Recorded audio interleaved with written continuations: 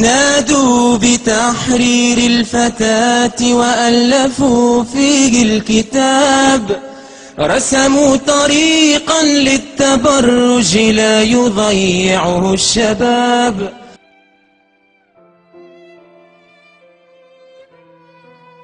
سيلوسفي احنا عندنا 14 قرن توانسه مسلمين، وخلافا لما اعتقده الدكتور يوسف احنا مسلمين وليس ملحدين ولا وثنيين. الى غايه السبعينات ما شفتش في حياتي حجاب واحد في الشارع التونسي. شكون خلقوا هالعدد؟ لكن هذا الزي يرمز موضوعيا الى الخروج عن الاجماع المجتمعي كي تحب تقول، والانتماء ظاهريا الى طائفه.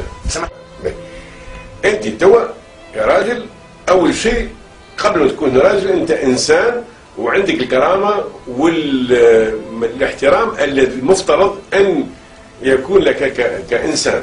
انت تجي نهار في السوق شرح بورقيبه تقول باش تلبس شكيمه، معناها شكيمه تاع بهيمه، وتربط نفسك في البوتو نتاع الضوء في وسط شارع بورقيبه وتقول انا حر لابس شكيمه تاع بهيمه.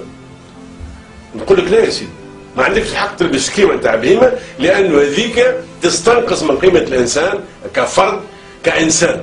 انه هذا اللباس ينقص من قيمه المراه، ولا يمكن لشخص ما نقولش تقدمي، نقول على الاقل نير وديمقراطي في القرن ال21 نعم الثالث نسيته والبعد الثالث طبعا ان لا يمكن يمكن مجابهه هذه الظاهره بالقانون، لكن مش بالعنف.